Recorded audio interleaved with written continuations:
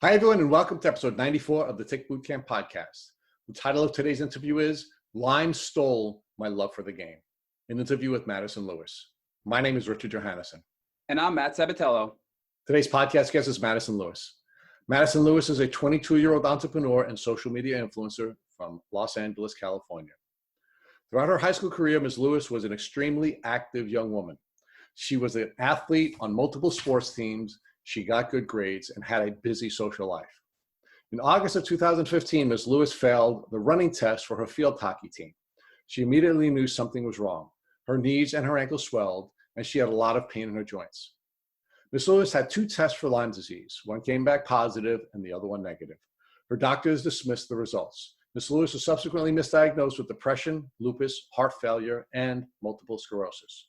Once Ms. Lewis was officially diagnosed via blood test, she treated with oral antibiotics. Lyme has forced Ms. Lewis to slow down and has unfortunately caused her to lose a lot of her friendships. But Lyme has also given her the ability to accomplish her dreams. She is now working towards opening her own production company for music and movies. Hey, Madison, and welcome to the podcast. Hi, guys. Thanks for having me. Well, we're really blessed to have you, and we thank you for taking time out of your life to share your story with the folks who listen to the Tick Bootcamp podcast. So can you share with our listeners where you're calling in from?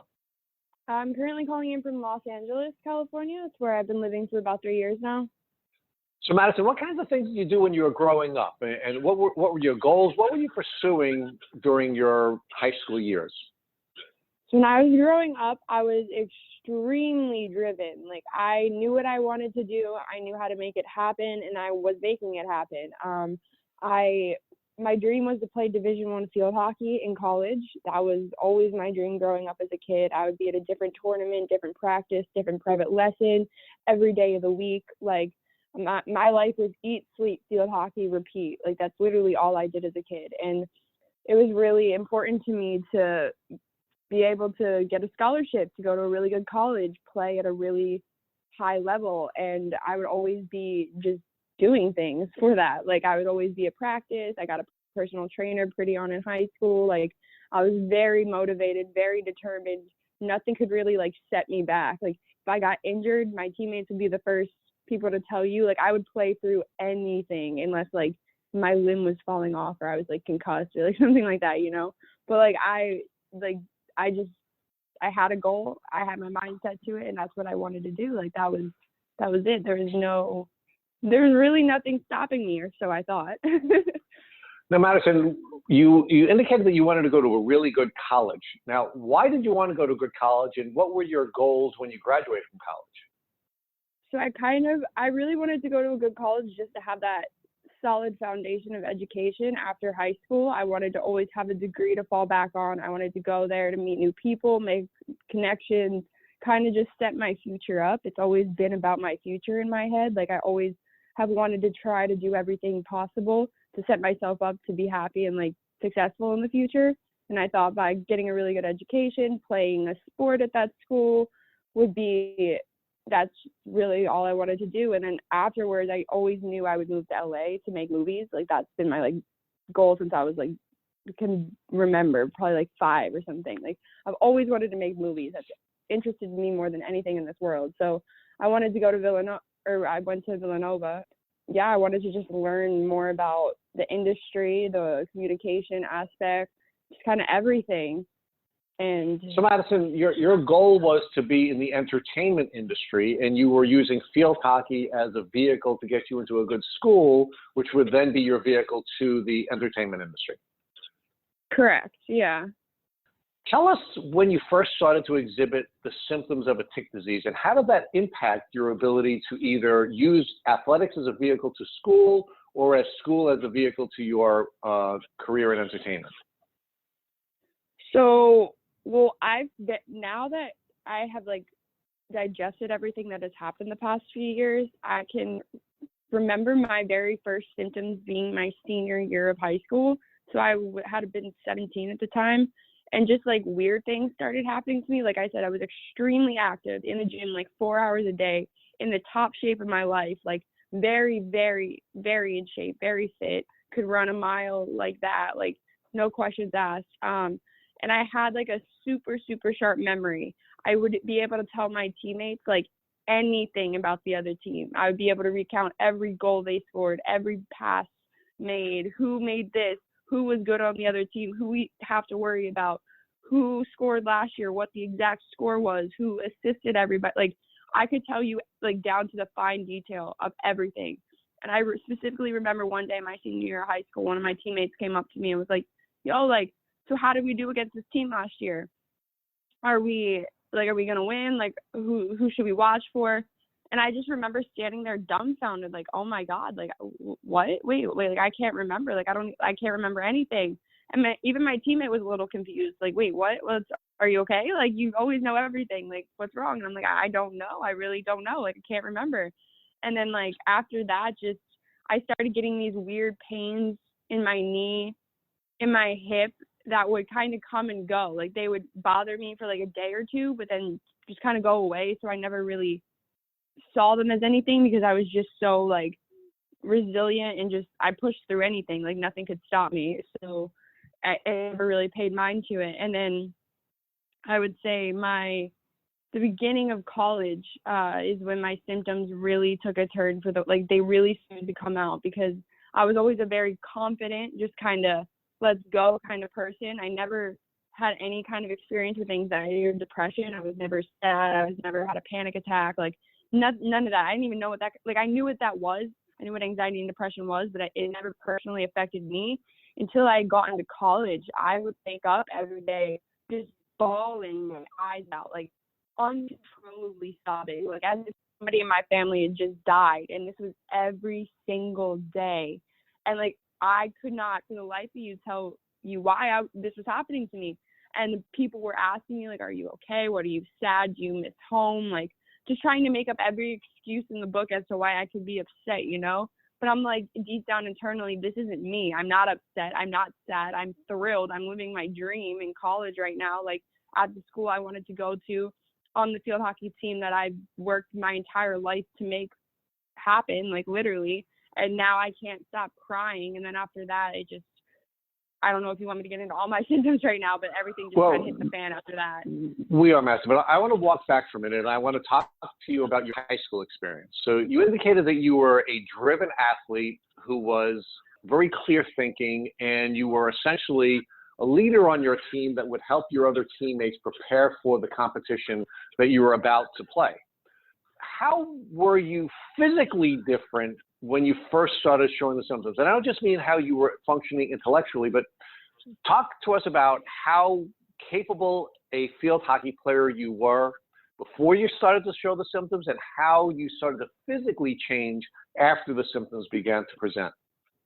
I would say at first I was great. I could do anything. I was my normal self. But then once they started to present, definitely I would describe it as if like a haze or fog of some sort just kind of overtook my body. And I would wake up some days my senior year and like know I have a game that night and just kind of be like, okay, like, am I going to be able to play like myself? Or am I just kind of go out there and go through the motions? And I remember like I would try deep down inside like everything I had in me to make it look like I was still me and like playing to my full potential. But I had remembered even like coaches and stuff starting to call me out and being like, you look like you don't care. Your body language is presenting like you don't want to be here. You don't care. You're miserable.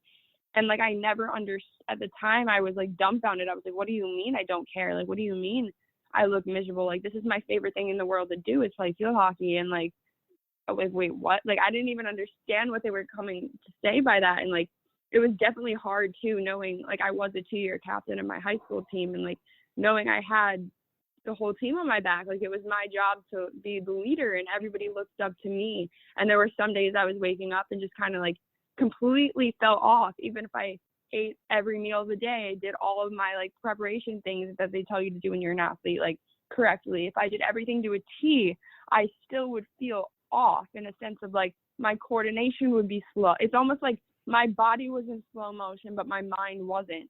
And no matter what I did, it wouldn't go away. Like that, I just felt like a whole new person almost. But at that time too, Lyme disease wasn't even on my radar. Like I had no, like, and if I had ever said anything to like my mom or like a doctor or something at the time, like they would have just told me, oh, you're just an athlete. Oh, you're just tired. Oh, you just need more rest. You need more water. You need to change your diet. Like this is that. Like nobody really saw any of those symptoms as like a concern. Everybody just kind of thought I was like a moody teenager at the time, but I was like, no, like something's really wrong. So Madison, so you start to have interaction with teammates who are questioning why you were losing the capacity to help them intellectually. And then you started to feel some performance issues where coaches were calling you out because you were not performing at a high level. Were you having any social issues? Meaning, were you in a relationship with anyone, or were you in relationships with groups of people where you then started to have problems socially as well? Yeah, honestly, I would say by the end of my high school experience, the people that I had been friends with like throughout most of high school and I had grown pretty apart. And like I was single. No, I didn't have any relationships or anything like boyfriends wise, but I did have like close friends for sure. But by the time of my senior year, I had gone from having like a steady friend group to just having like kind of 1 to 2 best friends that I hung around only. It definitely changed or it altered the way I was socially for sure. Now, Madison, how is this impacting the rest of your family? How are your parents interacting with you, and do you have any siblings, or are they noticing changes in you? Yeah, so my brothers, they're both kind of younger. They didn't really notice anything. I mean, my one brother was always really angry at me because I could never get up on time to take him to school. Like we had to be at school by 7:30, but like waking up for me in the morning was like a painful, traumatic experience. Like I know most kids like complain, oh, I got to get up at 6 for school. Like it sucks, but like no, like for me, like it was literally like I don't even know like an analogy to describe to you how painful it was for me to open my eyes at 7 a.m. and try to force my body to get up. But that was terrible. My brother never understood why. He's like, why can't you just get up? Like, just get up. And I'm like, I don't know. I don't know why I can't just get up all of a sudden. And then my parents definitely noticed with the whole field hockey thing, just because like I was such like that was my thing with field hockey. They just kind of were unsure as to why. Like, I would say, oh, Mom, like, I'm really, really, really tired. And, like, I remember, like, she took me to the doctor to get tested for, like, anemia or just, like, weird things like that. And, like, nothing ever really came of it. And she just was always just, like, you're fine. You're tough. Just push through it. Just, like, figure it out. Like, you got it. Like, they never really noticed anything serious until, like, a few years later. Like, at first, there were no, like, something's wrong with you concerns. Everybody was just kind of like, get over it. Now, Madison, a little while ago, you said that you didn't think about Lyme disease and you didn't think about ticks. And I think that's an important thing for us to focus on at this point. You grew up in suburban Philly.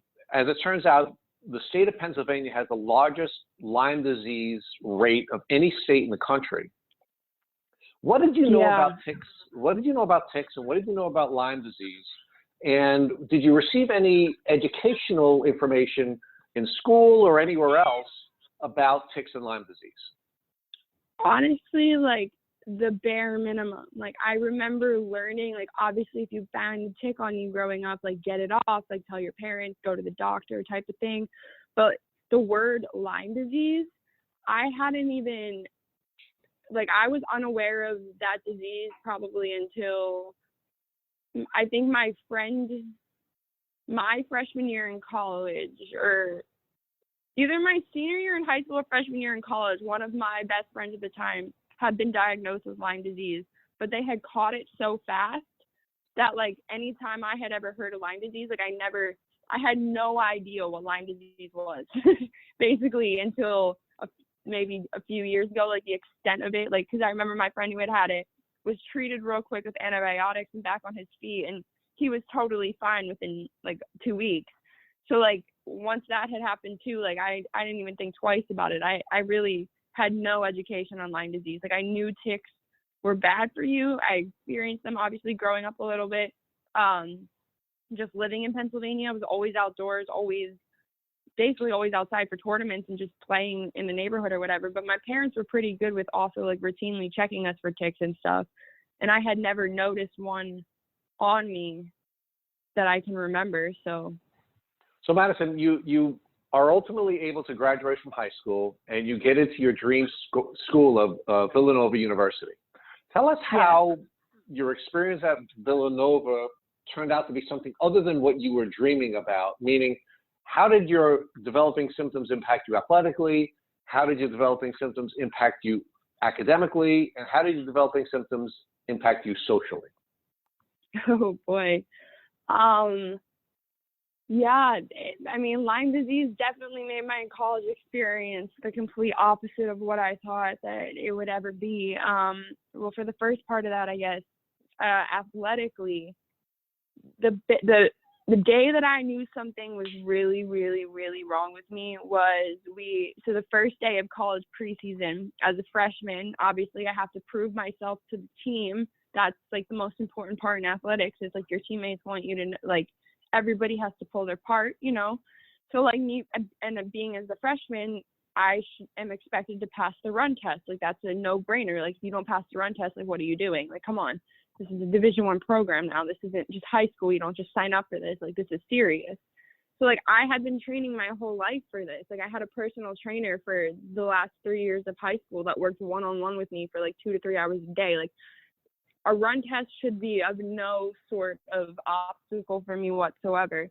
And I remember that day, I ran we had to run, like, a gauntlet-style test. So you have, like, 6 minutes to run a mile, or 7 minutes to run a mile, like, 2.5 minutes to run a half a mile, and like so on and so forth, down to like a 50-yard dash or something. And I remember I ran the mile, and 2 laps into running that mile, my whole body just kind of went numb and started burning in like a way that I had never experienced before. And I was terrified because I'm like, here I am at a new program. At least like had this have happened like a year prior and I was around all like my club, like travel team field hockey like coaches and stuff who I'd known for years, like it maybe would have been a little bit different, but like these people didn't know me. They just knew all the recruiting tapes and highlight tapes of me. They knew what they heard from other people from me. Like I hadn't built their respect yet to like really, so they really knew who I was, you know, wasn't just some like crazy person. So I remember anyways, 2 laps into this mile, my whole body goes numb, and I just in there thinking in my mind, like, I can't just stop. Like, I trained my whole life for this. Like, I really just can't just stop. So I pushed myself to finish that mile in 6 minutes and 45 seconds. I will never forget that. And I remember, like, stumbling over the finish line almost as if I was, like, intoxicated. And, like, I could not feel my body at all. I just collapsed to the ground, and my entire body was numb, and I started throwing up. And, like, I had never at that point, like 15 years of athletics, have ever felt a feeling like that before in my life. And that was traumatizing and so scary. And obviously, no, like they just told me I had been dehydrated or something. Like it wasn't even like they didn't even diagnose me with anything from that.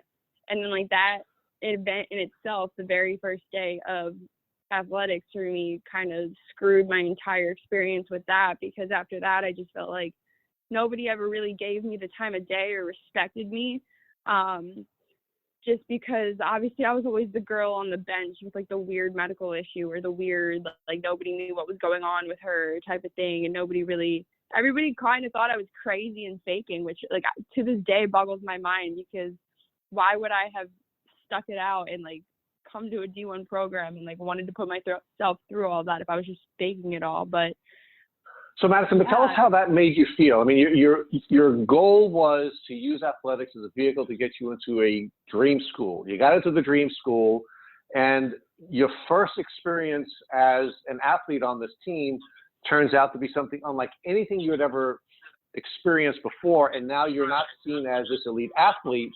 You're essentially seen as a scrub who's now faking it and coming up with excuses for why you're not performing.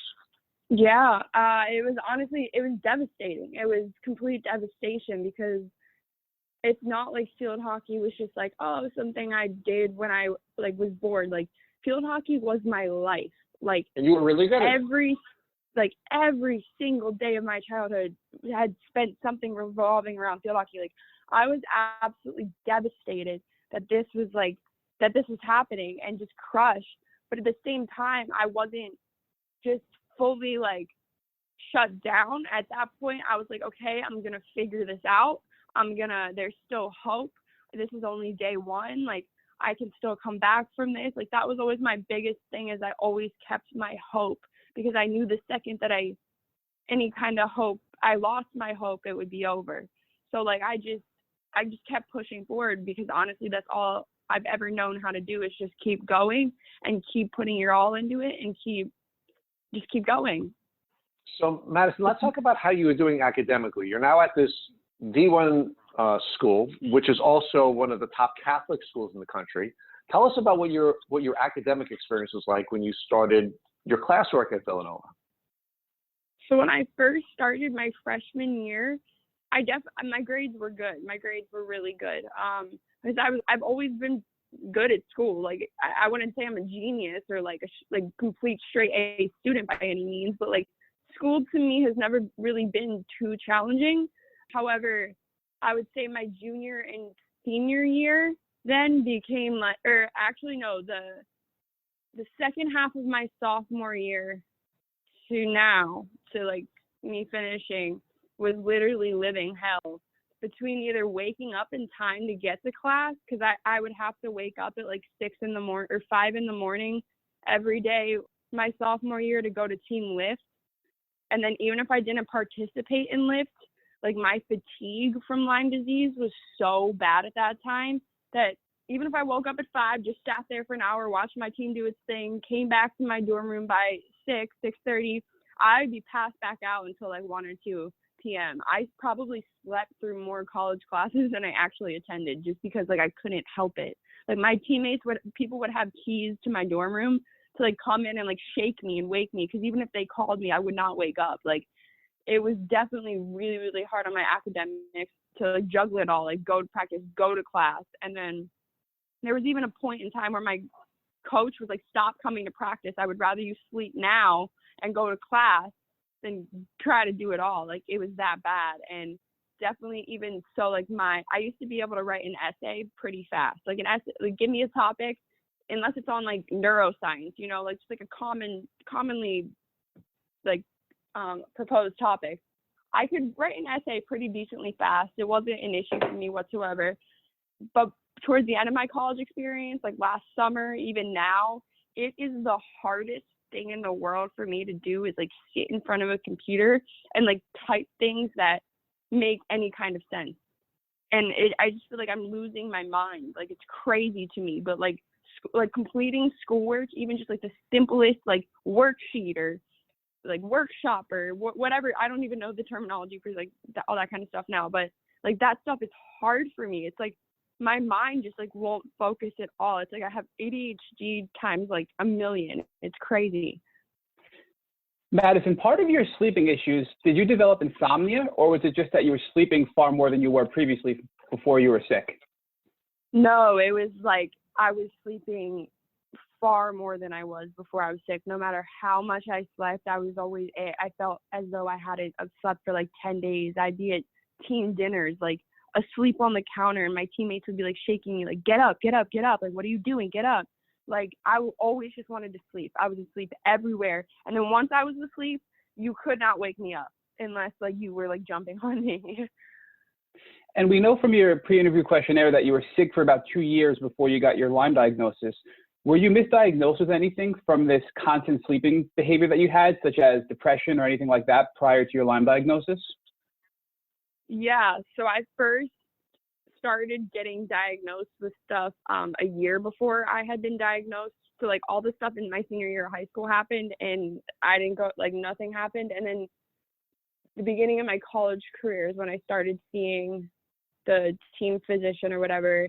And I was originally diagnosed with like anxiety, depression, like a panic attack, asthma, I think. I was diagnosed with a bunch of weird things, basically all Band-Aids to cover up the underlying issue. And Madison, at this time, did you believe that those were the real root causes? Did you believe that your symptoms were all caused because you were just depressed and had anxiety? No, I knew the second that those words came out of the doctor's mouth that was a load of crap, because that hadn't been me my entire life. And I knew like overnight I didn't just develop some crazy panic disorder and like depressive symptoms. And everybody also blamed the fact too that, oh, you just moved to college. It's probably really your anxiety is probably really high. You're depressed. You're homesick. But like I went to a college 20 minutes from my parents' house. I had all of my immediate family like within a 20-minute distance away. Like I was the furthest thing from anxious or depressed. That's all I talked about my senior year of high school was, oh my God, I can't wait to go to college. I can't wait to go to college. So then for them to sit there and be like, well, you're depressed and anxious and this and that, I was just like, no, I'm not. Like, no, this is not me. And then I would have terrible panic attacks on the field. Like, like they sounded like that after I would run for a certain amount of time, which never happened before in my life either. So then they gave me the inhaler because you were like, you have a panic attack disorder, you're depressed, you have like asthma or something. And yeah, no, I did not believe any of it. I was like, this is not what's wrong with me. Like, not at all. I don't believe this for a second. And Madison, although you didn't believe these diagnoses prior to Lyme, what about your family and close friends? Did anybody in your family try to tell you that, look, accept this diagnosis, it's really a mental health issue, or were they supportive with you and wanted to push forward to find a real diagnosis? No, my mom was always pretty supportive with me because she knew me. I mean, she knew me, obviously, and she's my mom. She was by my side growing up. She was always at these sport events and every social gathering, like, with me for the most part, besides, obviously, when I got older. But, like, she knew I didn't have depression. She knew I wasn't an anxious person. Like, she knew that, like, these weird, like, all of a sudden diagnoses were just kind of a little bit off. And, like, she believed me when I would be like, this isn't me. Like, something is still wrong. But she just had no idea, like, what it was. Like, she had no answers as to how to get about it. But yeah, she didn't believe him at all either. So now that both you and your family are really all along knew it wasn't a mental health issue, what doctors were you seeing above and beyond those that were misdiagnosing you with mental health issues to get to the root cause of your symptoms? Well, for the first year that I was in college, I was kind of mandated to, because I was a part of a Division I program, and I don't want to say own you, but essentially they do, like, everything, like, they basically, like, run your life. So every doctor I went to had been through my school and had been through the team doctor's referral at the time. So I was seeing, like, a lot of specialists and this and that, and they put me on all kinds of medicines, like steroids and anti-inflammatories and a bunch of random stuff, and, like, none of it had helped at all. It wasn't until my mom actually took matters into her own hands and we went to our primary care physician.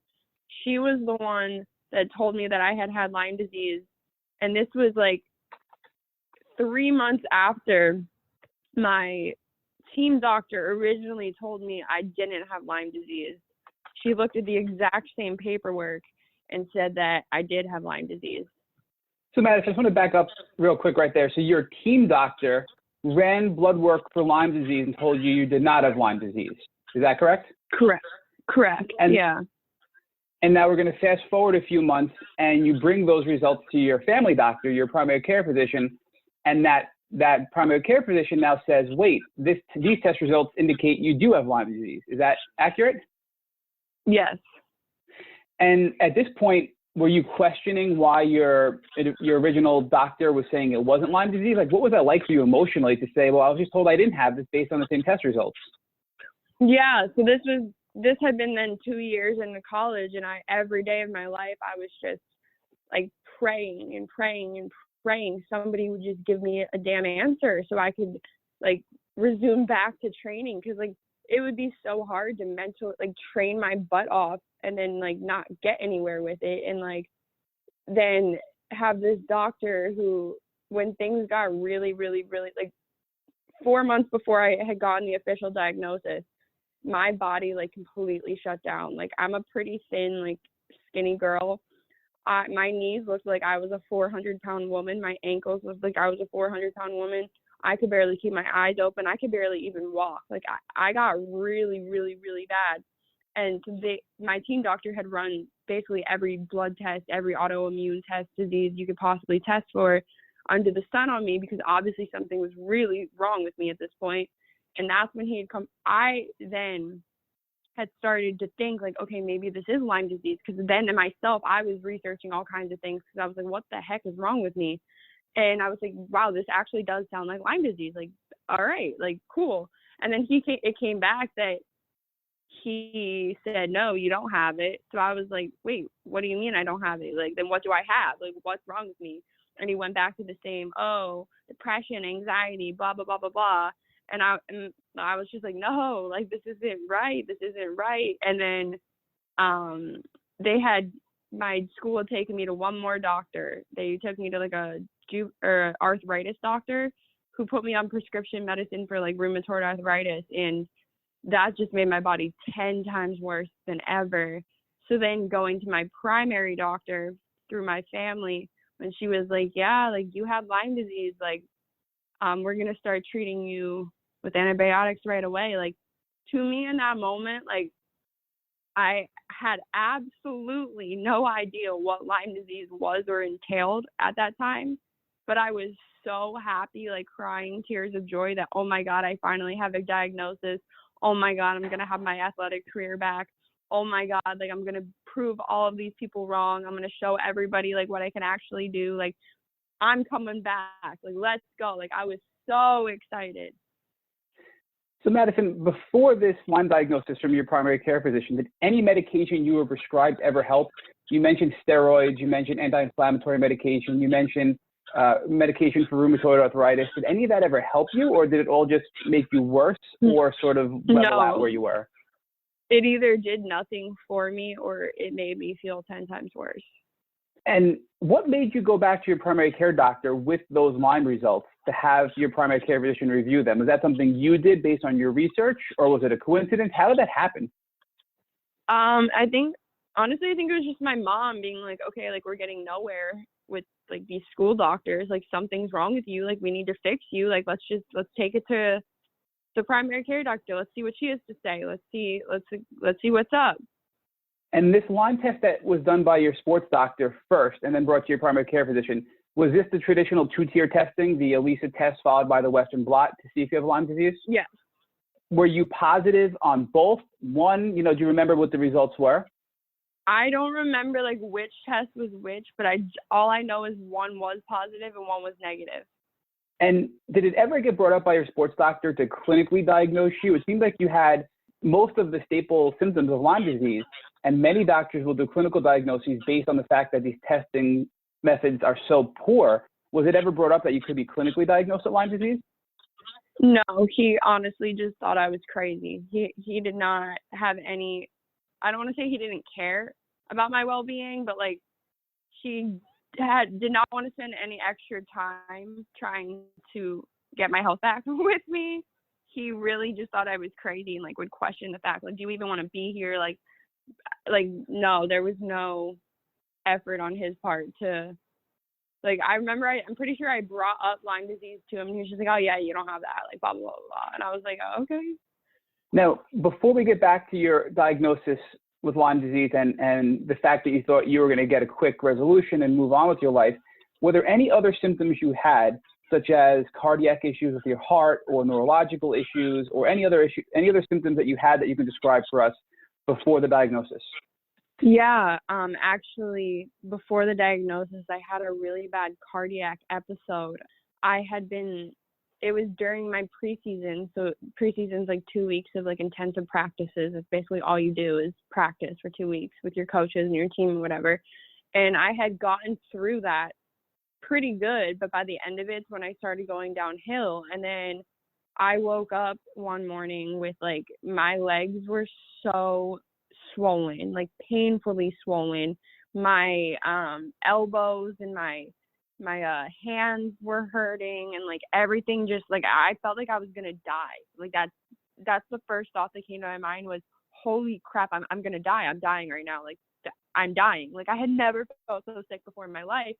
And I remember I called my trainer and I told her, like, I don't know what to do right now. Like, I don't even know if I can because I had lived in like bunk beds in like a dorm room. And I was like, I don't even know if I can get myself out of bed right now. Like, I'm really scared. Like, everything hurts, everything's swollen. And I had a few tests done like days prior, like on my legs and stuff, that I guess like started to show symptoms of heart failure. I will never forget this day in my life. So then I remember my best friend had lived in the room next to me. She was also on my team, and she had to come in and basically walk me down to my trainer. Or no, I was actually ambulanced. I was ambulanced with her. Me and my teammate were ambulanced to the hospital, where then we met my trainer because everybody thought I was going into congestive heart failure because I had all the symptoms for it. My knees were so swollen, I could barely walk. I felt so sick to my stomach. Like I legitimately felt like I was dying. It ended up not being congestive heart failure, obviously, because I'm still here today. But yeah, after that experience, I was like really, really thrown off because I was like, oh my God, like what is going on in my body? And still then nobody had had any answers at that point. It seems so hard to believe that you were having what looked like heart failure. You were having all of these physical symptoms, and yet they still said that you were causing these symptoms from a mental health issue. So how could Correct. doctors justify saying that you're causing yourself to have heart issues and heart failure and all of these crazy symptoms that are clearly physical in nature? That's like, to this day, to this very moment, something that I still try to understand because, yeah, like this, like my main doctors that during that time period, for instance, like things like this would happen. Everybody would see my body being 5 times more swollen than usual. Everybody would see me being in pain. Like you would see me run across the field hockey field and then just drop because like my whole body would freeze up and go numb. And like it was clear and evident that there was something wrong with me. But anytime any test was ran, it would just come back normal or something. And then they'd just be like, "Yep, it's all in your head. Yep, you're just making it up."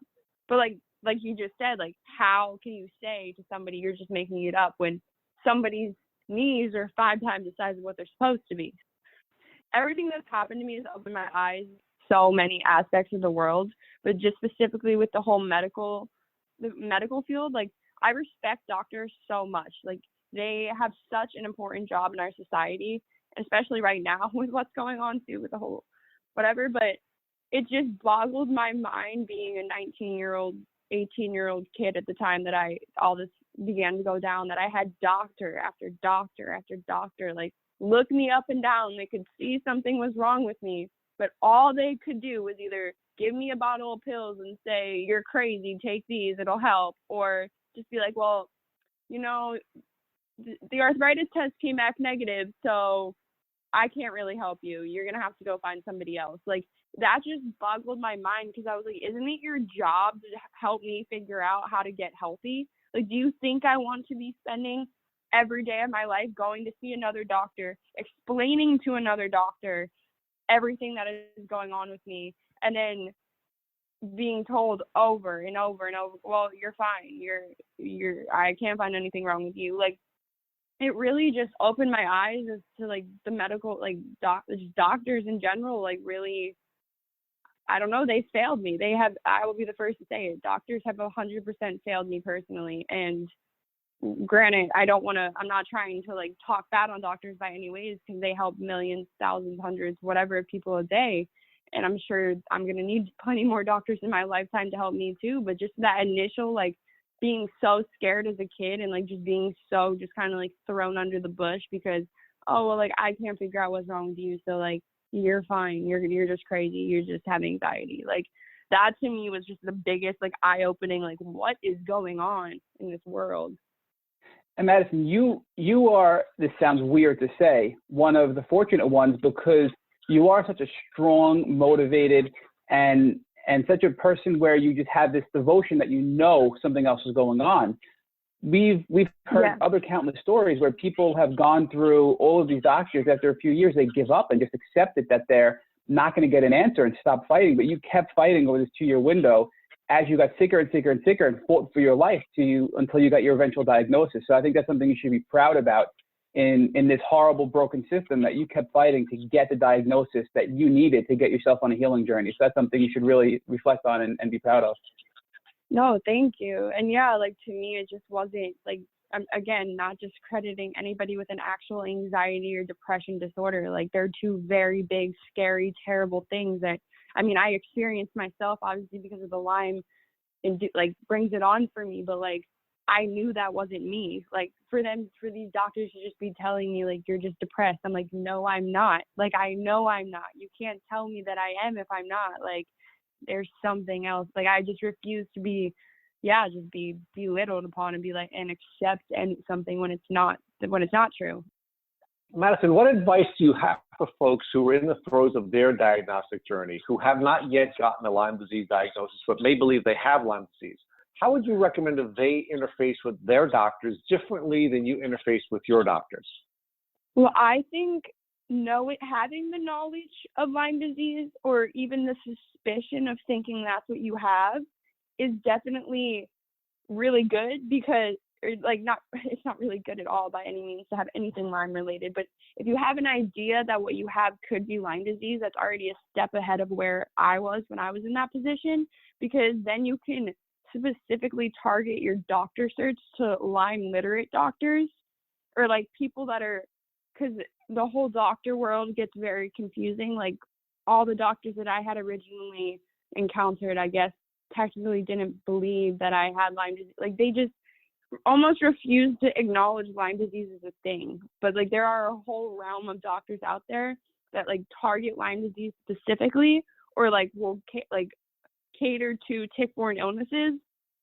So I would definitely say if you're like just starting out in your journey, or you have all these crazy health issues all of a sudden and you're not sure why, and your regular doctor has no answers for you, find one of these specialized doctors, even if it's more money, because some of them don't accept insurance, which is unfortunate and awful in itself. But like definitely find a doctor that will hear you out and listen to you and have the means to want to work with you personally, and not just write you a script and write you off and say, see you in a month type of thing. That would be my biggest piece of advice, just for your mental well-being too. Like, so you don't have to sit there and go to 10 different doctors and hear, you're crazy, you're crazy, you're crazy, you know? Madison, you just hit on something that's really important. The average doctor interferes with a patient's description of his or her or their symptoms within 7 seconds of meeting the doctor. What advice would you give to folks about how they can make it so that their doctors are more likely to listen to them and not interrupt them within 7 seconds of their initial contact with their doctor? I would say start with your craziest symptoms. Instead of just saying, oh, I've been feeling, because I feel like when people go in, or at least me using my personal experience, you go in and you're like, I'm a lot more tired than normal. I feel really sad. I want to cry all the time.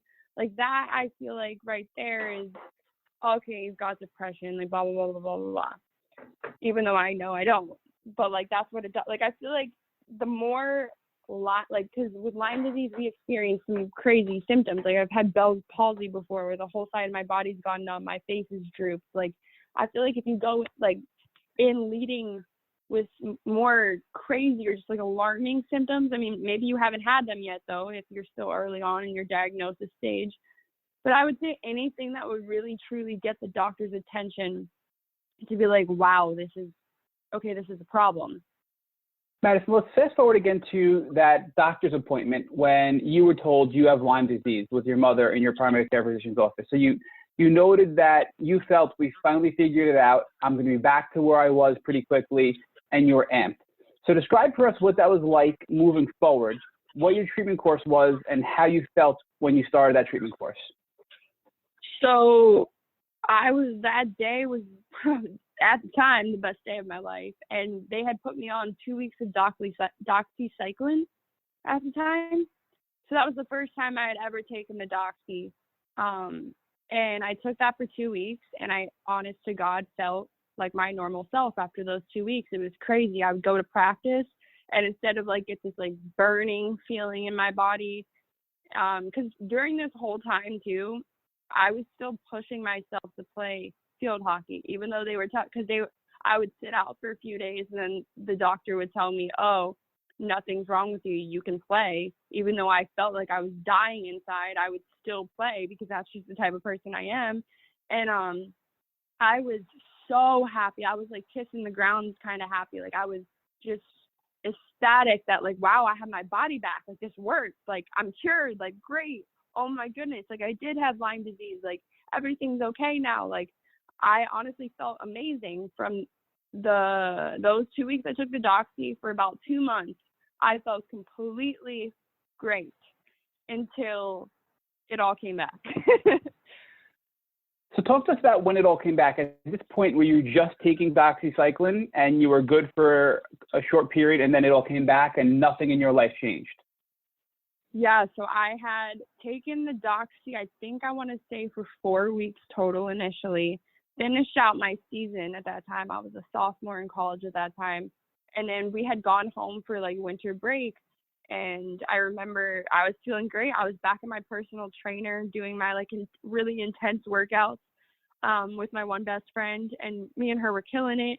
Life was great. I was like, yes, guys, like this is my year. I'm coming back. I'm going to shine. I'm going to take out, like, I'm back. Like, I am back. Like, let's go. And then I remember there was this one day I was at my personal trainer and I was running this like crazy intense treadmill workout, like with intervals and sprints and all this kind of stuff.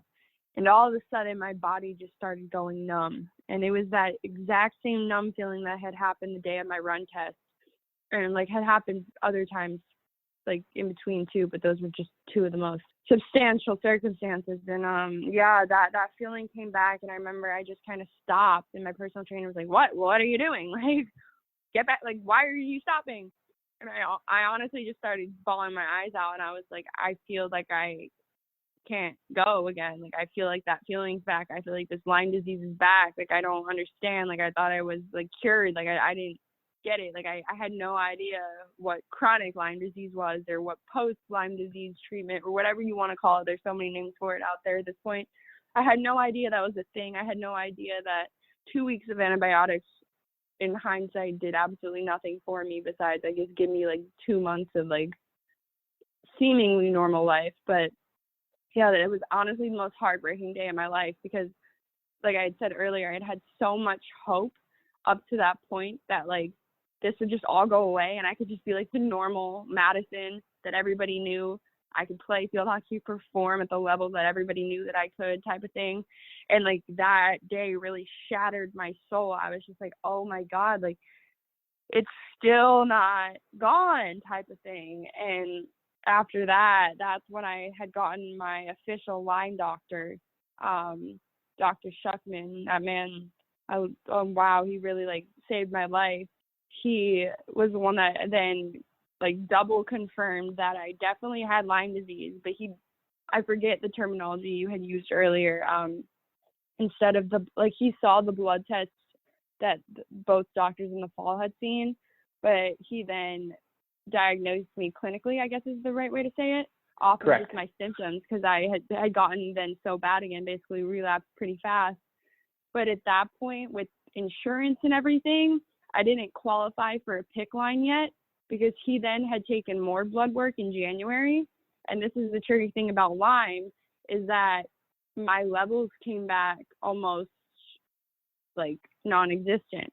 Like it came back as though I did not have Lyme disease, even though my physical symptoms completely overturned that. So I went all spring on doxycycline again, minocycline, clindamycin. Like he would rotate me on all these oral antibiotics that honestly just ripped up my stomach to this very day. Really didn't do much for me, in my opinion, at all. And I believe too, at the point that I was at, any bacteria that had been in my blood was probably killed by the initial doxycycline, and anything else was just like infested in my joints and tissue and stuff, you know? So it's like, of course it's not going to come out in a test. So because of insurance purposes, I wasn't able to get the PICC line because I didn't have thousands of dollars to pay out of pocket to do that. And with no levels, like there was no PICC line. So I continued on the oral antibiotics until the summertime when I was retested. And at that point, my levels came up like sky high. Like I had bands on bands on bands. And that's when I was able to get the PICC line, and it was all covered through insurance and everything. But yeah, it was for me, the oral antibiotics really didn't do anything except like just destroy my stomach. Okay, and now at this point, you're still feeling the same. You've made no improvements over the year. all of your Lyme symptoms are back, and now you're moving on to get a PICC line in. So can you walk us through the progression of the oral antibiotics to the insertion of the PICC line and now having IV antibiotics at that point? Yeah, so yeah, the oral antibiotics really didn't do much. I mean, I would say they kind of kept me functioning better than when I wasn't on anything, but it really wasn't much improvement. Like, they honestly did nothing for me in the hindsight of things. And then once I got the PICC line, that 6 months of my life was honestly living hell. That was pretty really, it was just brutal. Oh my goodness. They first put the PICC line in, and I started off on the IV version of Z-Pak, or like Zithromax. And that absolutely destroyed my stomach. Like, I could not, anytime I would go in for my infusion, I would throw up like the entire time. It was awful. Like, it was just, I don't even know how to describe it. It was so awful. And if anybody doesn't know what like a PICC line infusion is, basically like you have a permanent port in your arm that they surgically take in and take out, and it stays there for, mine stayed in for 6 months, and you have to go get infusions of antibiotics, and you have to sit in a chair for 2 to 3 hours while this bag drips slowly, drip by drip by drip into you. So like the first one, the Z-Pak was terrible. So then I'm allergic to penicillin, which kind of makes things a little bit more complicated for me, because a lot of I think there's a really popular penicillin drug that's used to treat Lyme that I wasn't able to use. So they put me on vancomycin, which is like a very, very, very strong antibiotic. And I would have to sit there for 3 hours a day, because of, if it came into my body too fast, like the amount that they were giving me a day, like I could literally die. Like, I could just die of toxicness or toxic, I don't know the terminology. And if I also did it too fast, I would get red man syndrome, which happened a few times to me, where my whole body would just turn bright red, and I would have to take like a ton of Benadryl to make that go away. So it was a really scary process. And I remember my first time getting like my dressing changed, which is basically when they change the bandages, like protecting the line going into your arm. I literally passed out, like cold, just passed out cold. I remember waking up to my nurse, like shaking that little salt packet in front of my nose, like, hello, hello, hello. And I was like, what just happened? Passed out cold. Did not do very well with that entire experience. And the entire time I had a PICC line, I would never have, like, that was probably the sickest I've ever been in my life. I was throwing up every day. I just looked awful. Like, and I honestly just looked not like myself at all. It was terrible. It was a terrible time in my life. Madison, what was your Lyme litter doctor saying? So you're now on the PICC line for 6 months, and you're feeling worse and worse and worse and not getting any better. Yeah. So in the beginning, like I said, it was so bad, but my doctor was great, and shout out to him. He actually had a medical emergency last summer. He's no longer practicing medicine, but he, unfortunately for me, but he was always very reassuring that you get worse before you get better, which is a very weird thing to say to your patient. Like, yeah, you're going to feel a lot worse, but then you'll get better. And obviously at the time I was like, wait, what? Like, I'm going to get worse first? Like, I already feel like I'm dying. But he was always very nice and very reassuring. And he was on call basically 24 hours. Like, I could call him at 3 a.m. if I had an issue that I needed a question about, or if I was concerned about something. And him and his nurse that was always firsthand with me, who is honestly still my best friend to this very day, they were nothing but just reassuring and just like, we'll figure it out. We got to take it one day at a time. If this doesn't work, we'll try this next. Like, that's normal. That's not normal. Like, it's okay that you're not feeling better yet. Like, you just got to give it some more time. Like, he was probably my favorite doctor I've ever had, hands down. So the fact that they were telling you you're going to feel worse before you get better, which is very common, unfortunately, with Lyme disease because of herxing and the fast die-off of the bacteria, and you're basically making your body toxic. Why did you decide at the end of that 6-month window with your doctor to stop the IV antibiotics at that time? So we had decided by by, I guess, the 6 months, I don't remember. I guess initially the plan was to do it for 6 months and see how I felt. And then by the end of it, I actually had started feeling a lot better. I'd say by like November, December time, I was feeling like really good. I wouldn't say perfect by any means, but compared to how I had been, I was almost like a whole new person. And I honestly kind of decided to stop it slightly prematurely. Like I did think my doctor wanted to continue another month or two, but I was actually, that time was when I was moving to Los Angeles. And since I was feeling so much better, I decided to just get the PICC line out in Pennsylvania and then move out, finish my move to California and stay on oral antibiotics. He wanted to then put me back on oral antibiotics and I think like a few supplements or something at the time, and then just see how I was from there. Describe for us what it was like moving from Pennsylvania to LA and the transition from the IV antibiotics over to the oral antibiotics once you now were in LA. I mean, for me, moving to LA was my dream since I've been literally like 5 years old. Like I've always wanted to move out here, and just the timing that it all kind of happened, like LA was just kind of like my paradise. It was like the light at the end of the tunnel for me because I had quit field hockey after my sophomore year, which was like really traumatic for me because like it's something that I had worked my entire life to do.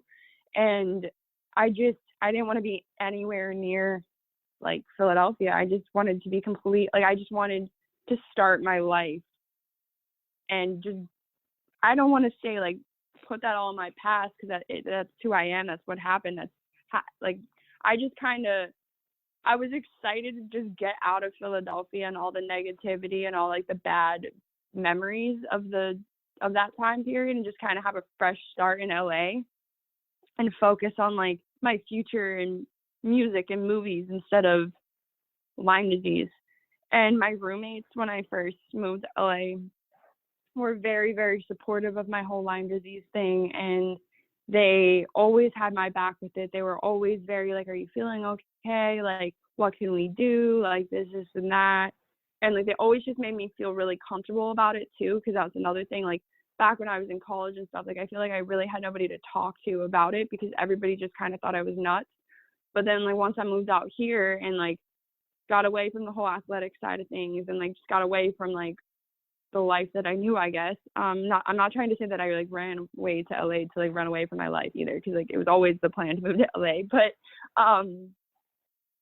yeah, I don't know. I just definitely was in like a lot better headspace mentally too, because I was like, okay, like I don't have the pressure of waking up at 6 a.m. for lift to go try my best to probably collapse and then feel achy and in pain all day. Like I kind of could just do everything on my own pace, which was really nice to have for once. And just kind of like I wasn't being pumped full of antibiotics for 3 hours a day and like these like terrible infusions. So it was honestly just like a perfect way to like freshly start after everything that had happened. But I knew deep down inside of me that this wasn't cured.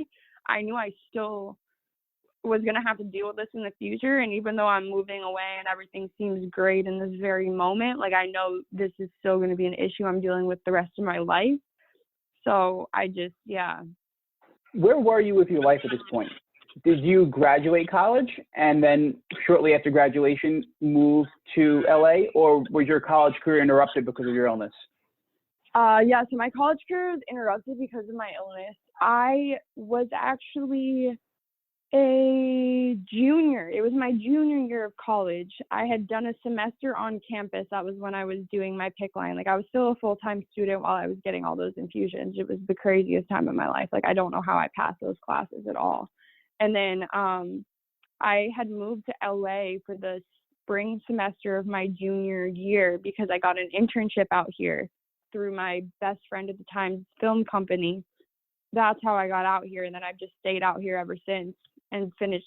I had 2 classes left, I think, for school, technically, but I can just finish them online. I've just had to definitely delay my graduation with school because of the Lyme disease, because like I could never wake up right now and go to 5 classes a day and handle that workload. Like that's not even a possibility in my mind at the moment. Like, I took 5 classes last summer and all online, and oh my God, it was like one of the most challenging things I've ever done, and it should not have been that challenging at all. And this has been, what, about 2 years you've been living in LA? Yeah, about 2.5 years. So can you walk us through the progression of what happened when you started the oral antibiotics and how that has progressed as time moved on up into the present date with your treatment and your symptoms? So I was on the oral antibiotics the first few months I was out here, and then I eventually had stopped them sometime into the summer because I was just sick of them ripping up my stomach, and I just was like, this is not, like, I cannot just take an antibiotic every single day the rest of my life. Like, this is not going to work. And I honestly just switched at that point to taking CBD oil and smoking weed. I hope I can say that on here. But those two things kind of became my saving grace, and leading to this very present day, the same thing, because I did see a doctor this past fall back in Philly. I flew home for a few days, and she had actually diagnosed me with Babesia, which is a Lyme disease co-infection, which that had never been brought to my attention before. So I did take medicine for that, two antibiotics, or an antibiotic and an anti-malarial drug, combined for a few weeks with that, and it kind of helped me feel a little bit better. But honestly, to this very present moment, like, I don't feel as bad as I did a couple years ago, especially pre-PIC line. Like, those were really scary days. Like, I am definitely a lot more functional now, but I would say the two main things, and gluten. I guess I haven't even spoken about gluten yet today. I don't eat any kind of gluten in my diet because if I eat gluten, it, for whatever reason, like, I almost can't get out of bed the next day. Like, it just destroys my body. I get so sick. I violently throw up, like, and that never used to happen before all of this stuff started happening either. I could eat anything I wanted to. So I'm very careful with my diet. I try to avoid dairy. I'm not completely dairy free, but I try to avoid it. And that sugar as well. Like, I'm not sugar free, but I try my best to at least cut the sugar intake as much as I can. And CBD oil really helps my, like, aches. It helps my stomach and my nausea. And then smoking weed is honestly been, like, my life savior. Like, I never, ever in a million years growing up, even up until a couple years ago, would have ever thought I would even try to smoke weed, let alone, like, become, like, an actual, like, weed smoker. But for some reason, like, whatever is wrong with the whole Lyme disease makeup inside my body, when I smoke weed, it almost, like, normalizes me. Like, I don't feel high. I just kind of feel normal. And I feel like like, explaining that to somebody that has no knowledge about Lyme disease or no just awareness about any of that kind of situation, I feel like they would look at me and say, like, you're crazy. Like, you're just on drugs. You're crazy. But, like, I don't know what it is about weed, but if I'm like, you know, like, Lyme disease, obviously you all feel like I have the flu, my stomach will be killing me, my elbows, my knees, my ankles will be throbbing, like, I'll have a really bad headache, I get in these, like, moods where it's almost like I'm suicidal. Like, I know I'm not going to kill myself, and I would never kill myself, and let me make that clear, but, like, there are some days where I will get so sad and, like, I can't, like, anything will make me cry type of thing. Like, I will, even if I'm having, like, the best day of my life with my friends, like, and this happens to me, like, I will just cry and cry and cry. But, like, if I smoke weed, it just kind of masks all that. It just takes it away, and everything just stops for the time being. And I'm just kind of like, okay, guys, like, what are we doing next? It's the weirdest thing ever to me. I never would have thought that, like, that would help so much, but it does. It really, truly helps me, like, with everything. I don't think I would be able to be as functional as I am and do as much as I am still able to do without weed. So Madison, you've gone through a transformational experience. You've really seen the world in a very different way as a consequence of this journey.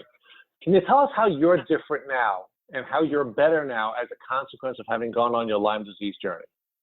I definitely think it's been the most eye-opening experience of my entire life, and I definitely think it's shaped me into the person that I am today, because I've always viewed myself as, like, a pretty smart, educated person, but obviously when you're young, like, you can be smart, but you're not you haven't seen it all yet type of thing. And it's like now I just feel like I'm so much more grateful for things, because before, like, I feel like I took a lot of stuff for granted. Like, oh yeah, I can run a mile in 6 minutes. Oh, I'm in great shape. I can take a shower, no problem. Whereas some days now it's like I wake up and I'm like, oh my God, I'm too tired. Everything hurts. Like, I don't even want to go get in the shower. Like, that's just too much work. Like, I never really thought that would happen to me per se. So I'm definitely a lot more appreciative and grateful of everything in my life. I know that nothing lasts, nothing is forever. Anything can literally change overnight. I mean, I always kind of have lived by the motto that hard work is everything. Hard work will get you anything if you just put your mind to something. Like, anything you put your mind to, you can get to, which is true. But then it can also be taken away in the blink of an eye, which is also true. So it's like it's kind of shaped me into just being a very strong-willed person. And it's like I know now, like, what it feels like. I mean, I'm only 22 and I worked 18 years of my life or something just to have it taken away basically overnight, and it was completely out of my control. So like I just am a lot more appreciative of life. So Madison, in addition to becoming a more grateful person and someone who recognizes that hard work in many cases is not going to be enough, how else has your Lyme disease journey changed you? I think it's just changed me in the sense of like what I want to spend the rest of my life doing, just because I know when I was at the lowest points of the low, like obviously I have a support system and I have friends, I have family and stuff. But at the end of the day, when you have a disease like this, nobody truly understands what you're going through unless they're also going through it. And especially something as controversial and as just crazy as Lyme disease is, like being in those situations by myself, like it was some of the hardest days of my life. So I really truly want to spend the rest of my life dedicating at least part of what I do to Lyme disease.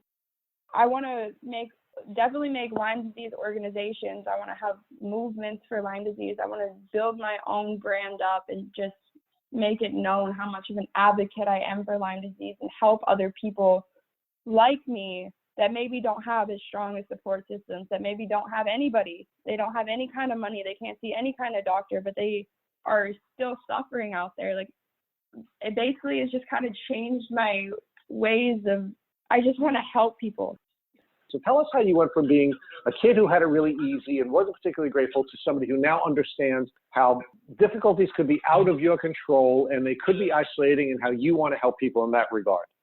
I think I just kind of had a really big wake-up call with this entire situation with this Lyme thing, just like, and realized like, okay, there's nothing special about me. Like, I can work as hard as I want, but that might not fix anything. Like, I don't have all the answers, and there's so many other people out there that are suffering worse than I am, and just that don't have the opportunities I do, that don't have the support I do, that will never maybe even know they have Lyme disease type of thing. And especially once I found out it was such like a, I don't want to say like thrown under the bus kind of disease, but like it's not something that's like widely talked about, and it's a very big issue and type of thing. And like I don't want to say I feel like I'm privileged, because I'm not. There's a lot of people that have a lot more than I do, and like I don't come from a rich family by any means or anything like that, but I just definitely do feel as though I have a lot more opportunity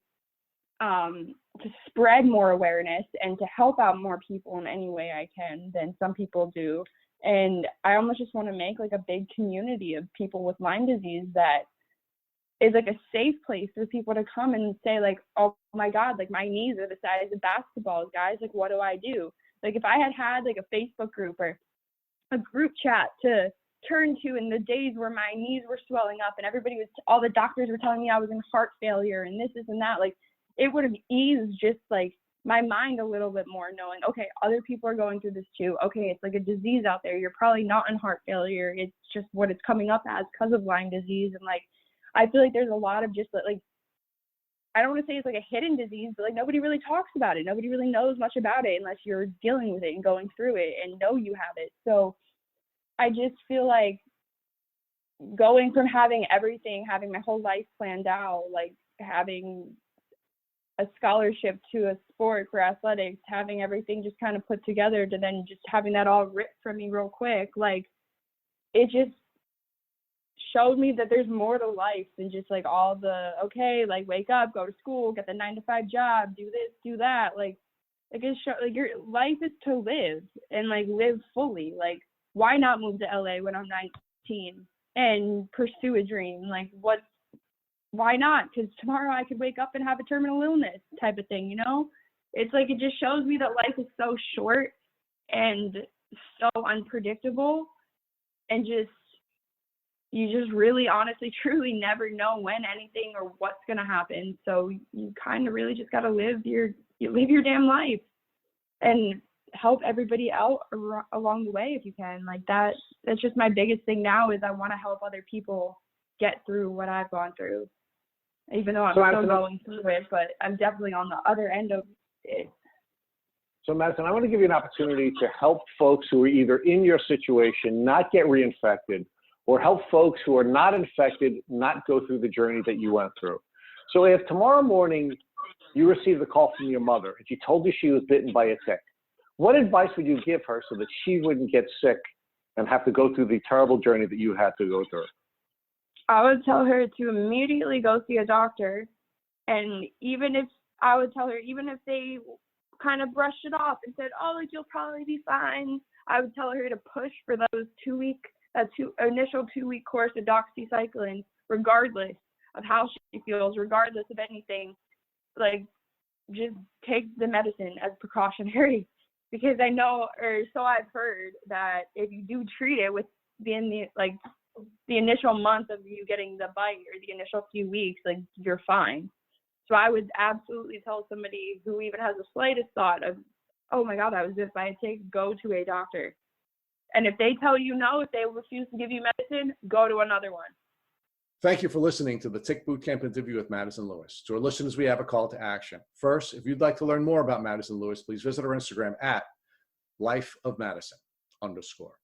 Second, if you enjoyed this episode of the Tick Bootcamp podcast, please share it with your friends by using the social media buttons you see at the bottom of this post.